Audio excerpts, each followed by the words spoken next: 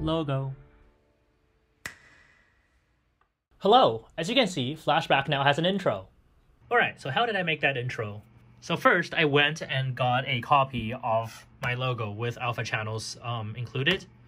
And then I brought that over into After Effects.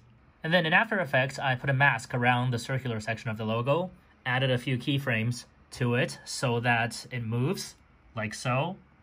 Turned on frame blending for this layer so that you see motion blur. And then after that, it's just a simple matter of animating the thing to make it move in a cool way with these cool looking velocity graphs. And then after that, it's time for the sound. So for the sound portion, I went ahead and exported the intro and imported it into Logic so that I can write the music in real time with the video. And because it's Flashbach, I thought we have to get some organs in there. And then the rest of it is just making some noises where appropriate. So in one layer, we have our super dramatic organ noise. In another layer, we have my dramatic noise. Logo. And in the third layer, we just have me snapping my finger, but with a whole ton of reverb added, as you can see from this plugin over here. So when you put them all together, you get something like this. Logo. Now, all we need to do is export this and bring this back into After Effects for the final render. Oh, that was fast. Okay, now I have matched up the audio and the video in After Effects. So let's render this.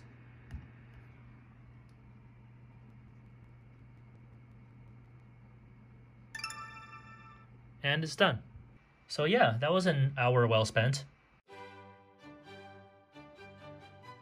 So if you don't already know, at Duke we have this option to either take our classes graded or not. By not, I mean pass-fail. So I have decided to take all of my classes graded. Hopefully I won't regret it in the future. In the very near future, there's a final tomorrow. Also, if you're wondering why this video is so late, it's because I was studying, that's why. I sat and looked through my class notes and went through some homework problems that I did wrong and did them again and hopefully got them right. I think I've been here for long enough. I'm done studying. Wait, actually I didn't get this right. There's a negative sign here. Whoops. Same thing. So a friend has asked me to print these surgical mask straps that are used to take the strain off the ears of people who wear masks all day. So yeah, we're gonna see how these things work. They're very thin, so they're supposed to be like bendy and flexible. So we'll see if I got the settings right to make them flexible. Okay, let's have a look. First, let's raise this thing a bit. Move up a bit so I have some space to get my print. It's pleasantly warm, actually. Okay, let's take the bed off its magnetic attachment and see how well this thing works. Okay, these came out pretty well, actually. There's very little defects on them. There's some over here, but I think those won't make that much of a difference. Structurally, it's pretty good, and it's, as you can see, quite flexible. So yeah, let's just keep making more of these. Alright, so I went and got an upgrade. So this is a print bed, but it's made of glass. So the good thing about it is that it's going to be a lot flatter. It will be perfectly flat, and I think I will get better prints that way. I succeeded. It's pretty good glass. On the edge here, it's all filed down, so there's no danger of cutting yourself. Now let's get some clips and put it on the bed and see how well it prints. Okay, so I think this glass build plate is a good idea. As you can see, even around the edges of the print bed, there doesn't seem to be any kind of artifacts at all from adhesion issues. Now that I've printed a bunch of these things, I was thinking, they look kind of messy when they're like placed like this, just like in a pile. So I was wondering if I could print some kind of stand for them so that I can get them to like stack like this, and if you need one, just take one off the top. So let's get designing. So the idea is that I want to design something that will allow you to carry these things around in your bag without the being afraid that they're gonna snap or something. So something that I guess holds them together but also holds their form so that they don't get deformed. So I want to make a box that holds up to 10 of these that has this pole in the center so that these can like slide right on and sit. And then there's going to be this lid that goes with it that kind of slides down into that middle trapezoid shaped pole.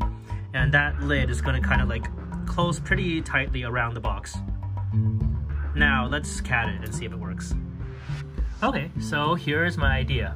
When you open the lid, there's this pole in the middle, and on the edge of this thing there's kind of like a bit of an edge over here so that it would kind of like create a decent seal around this thing. So the idea is that you can carry it around, put it in your bag and stuff without like worrying about the thing getting contaminated, I guess. So yeah, let's try it out. Let's go slice it. Okay, here it is sliced, and apparently it's gonna take around 7 hours, and it's about 59 or 60 grams. That's not a lot. So let's start it. It's 1 hour into printing. It's going pretty well. It's looking pretty solid, and I guess this will be done by the time I wake up tomorrow morning. Okay, the print came out pretty well with a slight issue. So this thing is supposed to slide in and sit flush, right? But it doesn't. So it's a pretty dumb mistake. Let's go correct it. Okay, so now the design has been corrected. Now it should work. As you can see, this middle part is now lower than the upper edge of the thing. And now when the lid closes, we can see quite clearly that it fits in like this with a bit of room to spare. Let's print it out. Okay, this version works quite well. As you can see, I have gone ahead and put all the straps in there, so you can just take one out like this. And I can, as you can see, I have also made it a bit artsy with some engravings, and this is the version number. So now, once this goes in through this hole, it's just gonna go and sit right in like that. I do have a few issues with this thing though, because here's the thing, right? Once I open this, once I get this to open, it's kind of hard to like take things out. It's still pretty narrow. So I think I can do better. And so this next iteration of my design, I actually removed the two long kind of like walls, but kept the two shorter walls on these sides, and I gave the longer walls to the lid instead. I mean, you might ask, okay, if it's like this, then like when you pick it up by the lid, wouldn't the whole thing just fall? Well, actually, there is enough friction there, also created by this little wall here, because this top part slides onto this wall and kind of pinches it. There's enough friction there that you can pick this thing up, hold it by the top part, and have the bottom part not fall. Because what happens when you hold the top part is that you're slightly deforming this inwards, and that's going to cause it to grab onto this a bit tighter. So let's go and print this and see how it goes.